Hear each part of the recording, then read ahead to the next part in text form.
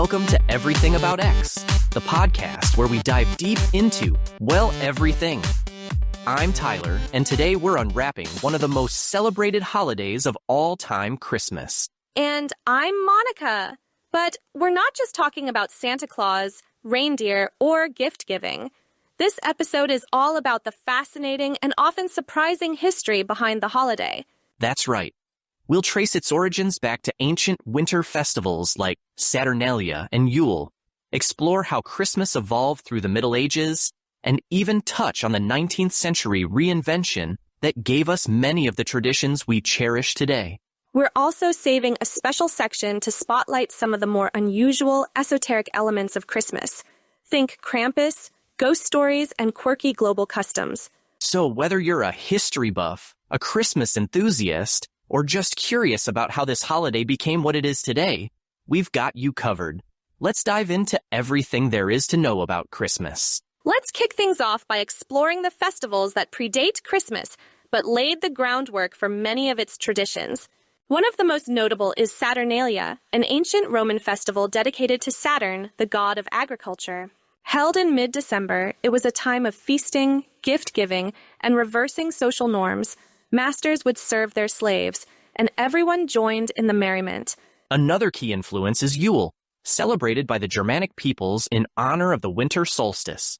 This festival centered on feasting, storytelling, and lighting the Yule log, a tradition that survives today, albeit in a more symbolic form. Yule also had a strong spiritual element, as it marked the return of the sun and longer days. These festivals shared common themes of light and renewal during the darkest days of winter. It's not surprising that early Christians, seeking to spread their faith, adapted these popular celebrations to create a holiday that aligned with their own beliefs. December 25th, chosen as the date to mark Jesus' birth, coincided with these established traditions. That choice wasn't random. The date also aligned with Sol Invictus, or the unconquered sun, a Roman celebration of the sun god. By placing Christmas on this date, early Christians could make their holiday more appealing to converts by integrating familiar customs and symbols. What's fascinating is how seamlessly these elements blended over time. For instance, evergreen decorations, a staple of both Yule and Saturnalia, became symbolic of eternal life in Christian traditions. Similarly, the practice of feasting remained central, bridging pagan and Christian worlds. Even the concept of gift-giving has deep roots. Saturnalia emphasized exchanging tokens of goodwill, a tradition that evolved into today's presence under the Christmas tree. It's a reminder of how cultures borrow and adapt practices to fit new contexts. Another intriguing layer is the spiritual significance attached to these celebrations. For pagans, the winter solstice was a time of hope as the days began to grow longer. For Christians, Christmas became a time to celebrate the light of Christ entering the world, a metaphorical continuation of the solstice's themes. It's also worth noting that not everyone was thrilled with these adaptations. Some early Christians, particularly in puritanical circles, opposed the blending of pagan elements, seeing them as a dilution of true faith. This tension would resurface throughout history. So, while Christmas as we know it might feel like a uniquely Christian holiday, its foundations are much older and more diverse than many realize. These ancient winter festivals remind us that our modern traditions are built on a rich tapestry of history and culture. When we talk about Christmas as a Christian holiday, its earliest roots are fascinatingly complex. By the 4th century, the Church had officially adopted December 25th as the day to celebrate Jesus' birth. But the reasons behind this decision weren't purely theological. Exactly. The Church faced the challenge of competing with popular pagan festivals. By choosing December 25th, they could align the celebration of Christ's birth with festivities already embraced by the Roman population, like Sol Invictus. It was a strategic move to help Christianity gain traction in a diverse and often resistant empire. At this point, Christmas wasn't the family-centered holiday we know today. Early celebrations were often more solemn and religious in tone, focused on liturgical practices rather than feasting or merrymaking. The emphasis was on the spiritual significance of the incarnation. Over time, though, local customs began to influence the way Christmas was observed. For instance, in Byzantium, Epiphany, which celebrated the visit of the Magi. In Western Europe, the Nativity became more distinct as its own celebration. By the Middle Ages, Christmas started taking on a more festive character. Churches organized nativity plays, and caroling, originally a pagan practice, became part of the celebrations. People would go door to door singing hymns, and sometimes even reenacting parts of the nativity story. It's also during this period that we see the blending of folk traditions. For example, the use of evergreen trees and decoration symbols of eternal life became common. These traditions likely evolved from earlier solstice rituals, but were given new meaning within a Christian context. Another important development was the growing association between charity and Christmas. The medieval church emphasized almsgiving during the season, encouraging wealthier members of society to provide for the poor. This idea has carried forward to modern traditions of generosity. Of course, not everyone embraced these festivities wholeheartedly. Some viewed the more celebratory aspects of Christmas as distractions from its religious significance. This tension between sacred and secular elements would persist for centuries, shaping debates about how Christmas should be observed. What's clear is that Christmas, even in its earliest Christian forms, was never static. It evolved and adapted to fit the cultures and communities that celebrated it, creating the layered and dynamic holiday we know today. As we move into the Middle Ages, Christmas began to develop its own unique flavor, heavily influenced by the culture and politics of the time. One standout feature was the growing popularity of nativity plays, which brought the story of Christ's birth to life for largely illiterate audiences. These performances often included local languages and even comedic elements, making them both educational and entertaining. And speaking of entertainment, the tradition of caroling really took off during this period. While caroling had pagan roots, it became a way to spread Christian joy, with groups singing door to door.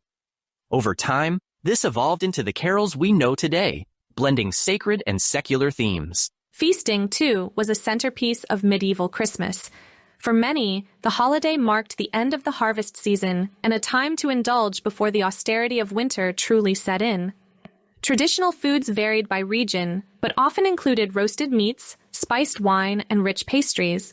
What's fascinating is how these feasts often included symbolic dishes. For instance, mince pies, originally filled with meat and spices, were said to represent the gifts of the Magi. Plum porridge, the forerunner to modern Christmas pudding, also had its roots in this era. Another interesting aspect of medieval Christmas was the role of the church in defining how it should be celebrated. Religious observance remained central, with midnight masses and solemn prayers, but these coexisted with more boisterous secular celebrations, like games and dancing. This balance between sacred and secular was not without its critics. Some church leaders were uneasy about the revelry, feeling it distracted from the spiritual significance of the season. This tension would occasionally lead to crackdowns on more excessive festivities. Despite these concerns, Christmas was a time for community and charity.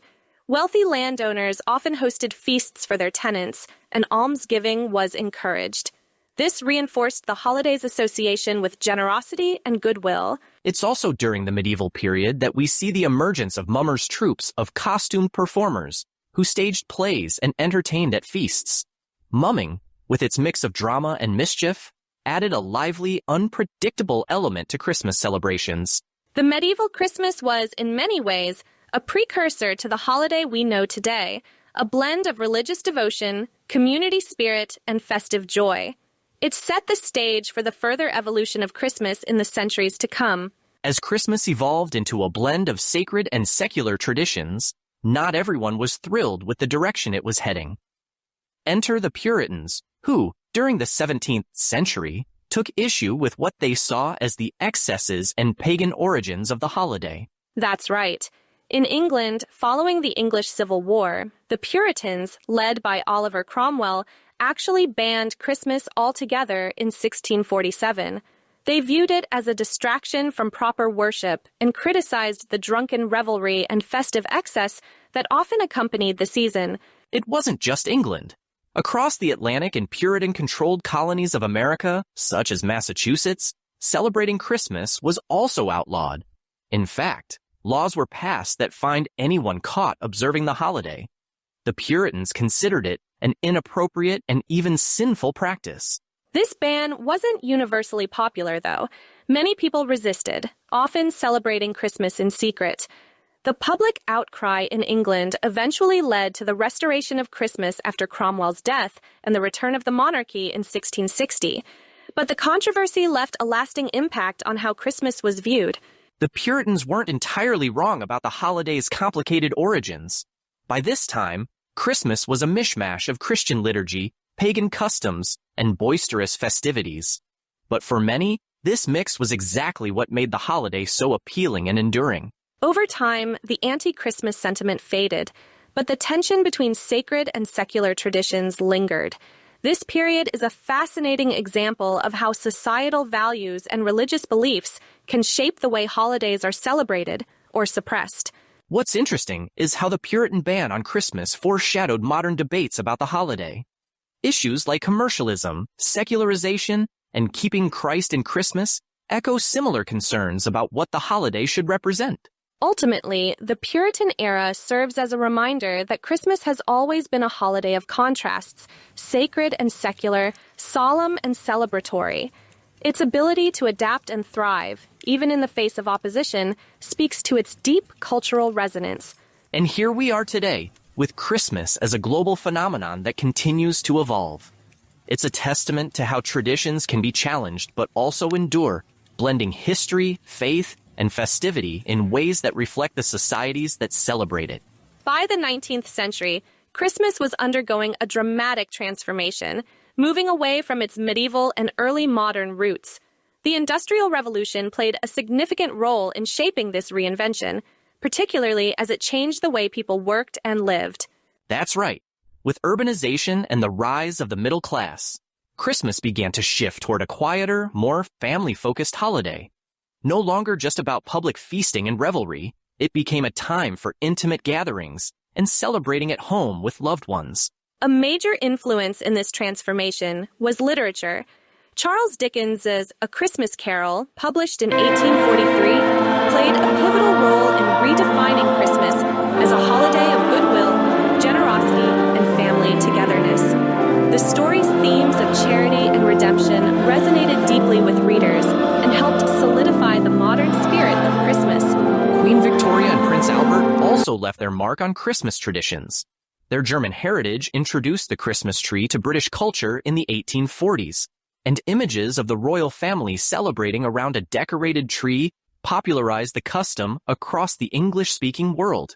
Gift-giving, which had always been part of Christmas in various forms, also took on a new significance during this period. Advances in manufacturing made toys and other goods more accessible, while the growing middle class had the means to purchase them. This turned Christmas into an eagerly anticipated occasion for children. And let's not forget the impact of advertising and mass media. Companies like Coca-Cola helped shape the modern image of Santa Claus, portraying him as the jolly, red-suited figure we know today. Santa became a central symbol of Christmas, tying together themes of giving and celebration. This reinvention wasn't without its critics, of course. Some lamented the growing commercialization of the holiday, feeling that it distracted from its spiritual roots. Still, the 19th century reinvention of Christmas struck a chord with people, offering a sense of comfort and tradition in an increasingly industrialized world. What's remarkable is how enduring many of these Victorian-era traditions have become. From the decorated tree to the emphasis on family and charity, these innovations continue to define Christmas for millions of people worldwide. The 19th century gave us the Christmas we recognize today, a holiday that balances nostalgia, joy, and reflection. It's a powerful example of how traditions evolve to meet the needs of the time, while still preserving a sense of continuity with the past. As the 20th century rolled in, Christmas began to take on a global identity, spreading far beyond its European and Christian roots. Colonialism, migration, and media played huge roles in transporting Christmas traditions to new corners of the world. One fascinating example is Japan, where Christmas has no historical connection to Christianity, but has become widely celebrated as a secular holiday. Thanks to savvy marketing campaigns in the 1970s, eating fried chicken on Christmas Eve has become a beloved tradition, with KFC often being the meal of choice. Similarly, in Latin America, Christmas traditions merged with indigenous customs to create unique celebrations. In Mexico, for instance, Las Posadas reenacts Mary and Joseph's search for shelter, combining religious significance with festive community gatherings featuring music, food, and piñatas. Across the African continent, Christmas also evolved in distinctive ways, often reflecting local cultures and histories. In Ghana, for example, the holiday coincides with harvest festivals, blending Christian themes with traditional dances, drumming, and feasts featuring local dishes. In Australia, the holiday takes on a summer vibe, given that December falls in the middle of the Southern Hemisphere's warmest season. Beach barbecues, outdoor festivities, and surfing Santas make Christmas Down Under feel distinctly different from its snowy Northern Hemisphere counterpart. And then there's the blending of traditions in places with diverse populations. In the United States, for example, Hanukkah and Kwanzaa often share the season with Christmas, creating a broader celebration of cultural and religious diversity. The globalization of Christmas isn't just about traditions, though. It's also a testament to the power of media and commerce. Hollywood movies, iconic Christmas songs, and global advertising campaigns have created a shared imagery of the holiday, from sparkling lights to Santa's sleigh. Of course, not everyone welcomes this globalization. Critics argue that it can dilute local customs or impose Western-centric ideals on other cultures. However, others see it as a testament to Christmas's adaptability, a holiday that continually evolves to reflect the people and places that celebrate it. What's clear is that Christmas has become more than just a religious or regional holiday. It's a global phenomenon, celebrated in countless ways, each reflecting the unique character of the communities that embrace it. This adaptability is a big part of why Christmas remains so beloved around the world. While Christmas is often associated with joy and togetherness, it has its fair share of quirky, mysterious, and even eerie traditions. Let's start with one of the most unusual, the Krampus. This horned, goat-like figure from Alpine folklore is said to punish naughty children, acting as a dark counterpart to St. Nicholas. Krampus might sound terrifying, but he's also a favorite during parades and festivals in parts of Europe, where participants dress up as the creature to celebrate the season with a little mischief. It's a reminder that not all Christmas traditions are warm and fuzzy.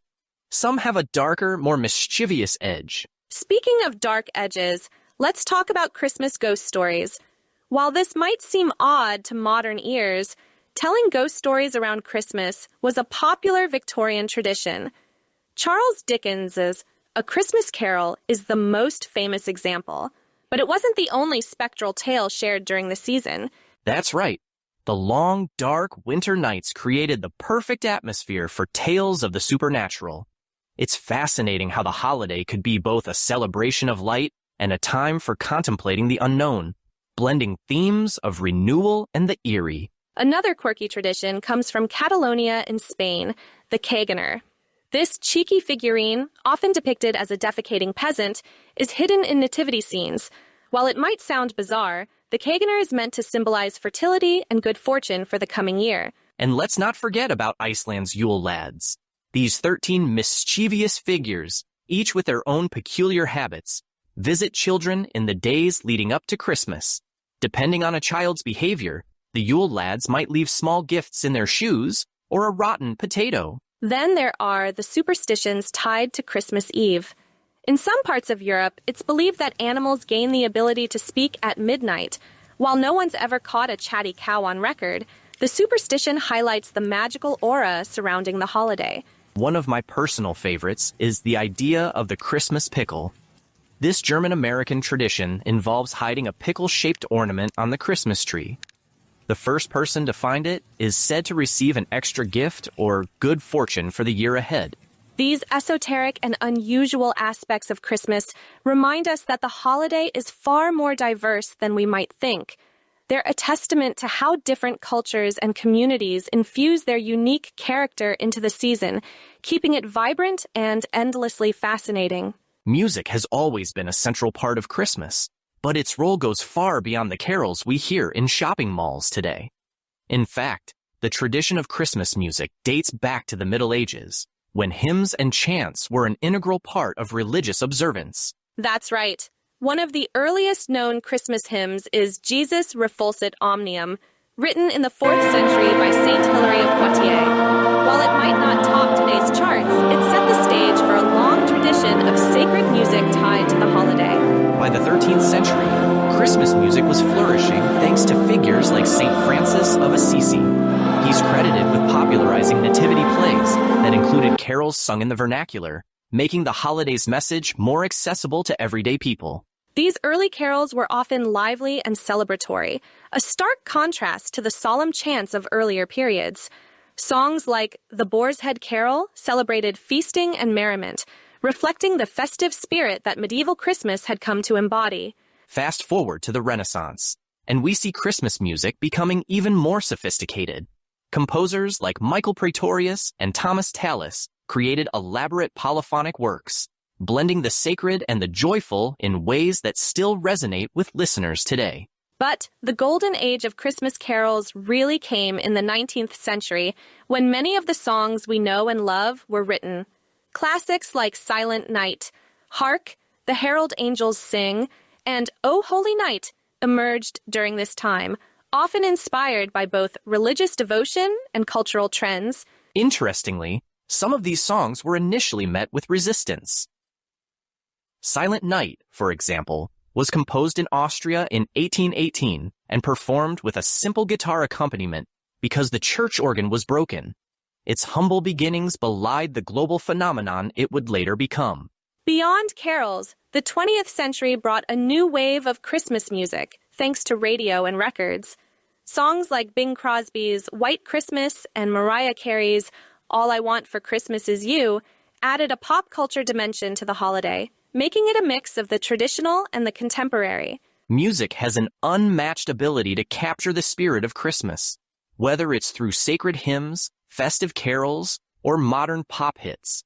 It's a tradition that continues to evolve, reflecting the timeless and ever-changing nature of the holiday itself. In the modern era, Christmas has become a truly global phenomenon, but it's also taken on new meanings and challenges.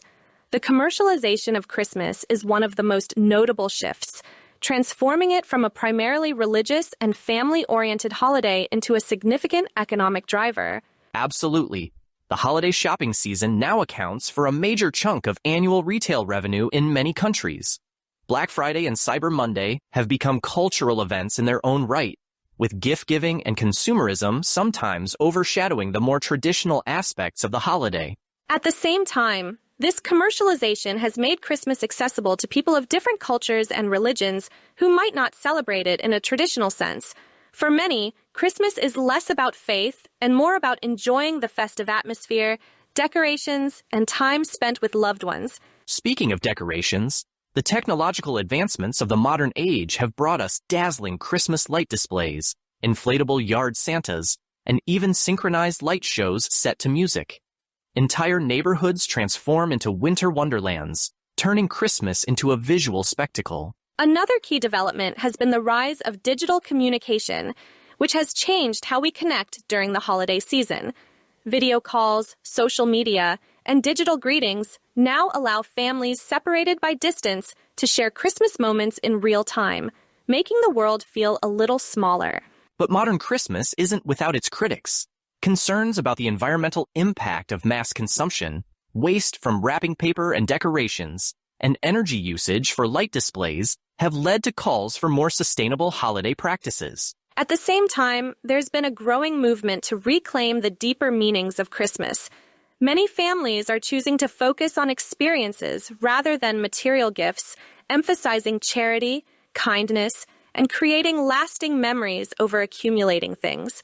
The modern world has also brought about new traditions, like the ugly Christmas sweater parties and the viral elf on the shelf phenomenon.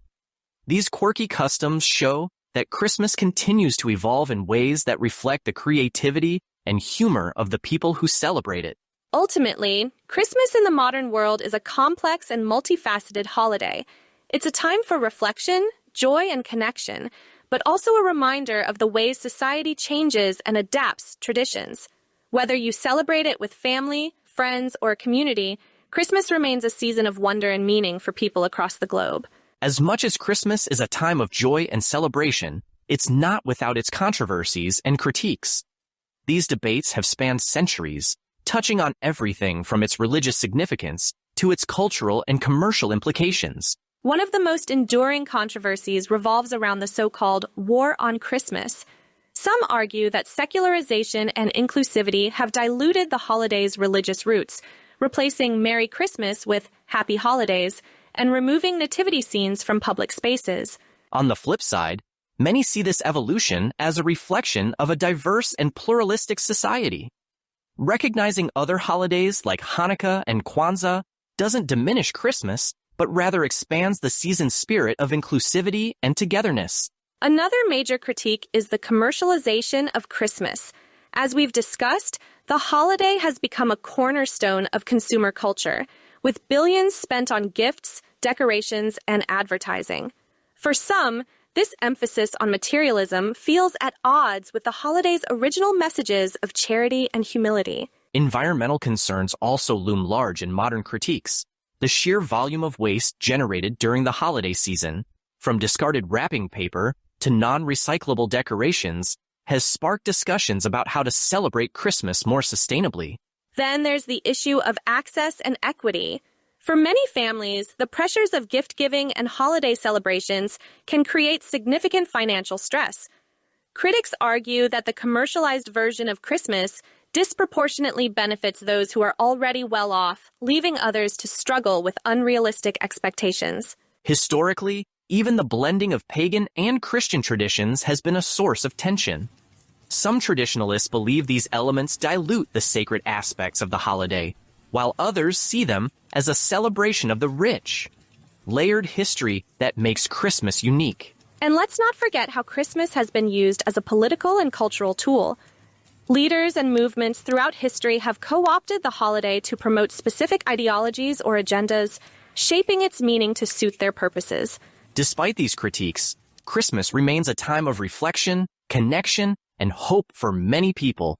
It's a reminder that no tradition is static. It evolves alongside the societies that celebrate it. These debates, while contentious, are part of what keeps Christmas relevant and meaningful. Ultimately, the controversies surrounding Christmas highlight its complexity as both a religious observance and a cultural phenomenon. By examining these issues, we gain a deeper understanding of the holiday and the ways it continues to inspire, challenge, and unite us. Thanks for joining us on this deep dive into the history, traditions, and quirks of Christmas. From its ancient roots in winter festivals to its modern reinventions and global celebrations, this holiday truly reflects the richness and complexity of human culture. We hope this episode gave you new insights into the holiday and maybe even inspired you to explore some of your own traditions. After all, Christmas is as much about creating new memories as it is about honoring the past. Before we wrap up, don't forget to like, share, and comment on this episode. Make sure to subscribe to Everything About X, so you'll never miss an exploration of fascinating topics like this one. And if you'd like to support the show, head over to patreon.com on your Everything About X for ad-free episodes and more exclusive content. Until next time, I'm Tyler. And I'm Monica. Thanks for listening to Everything About X. Have a wonderful holiday season, and we'll see you soon.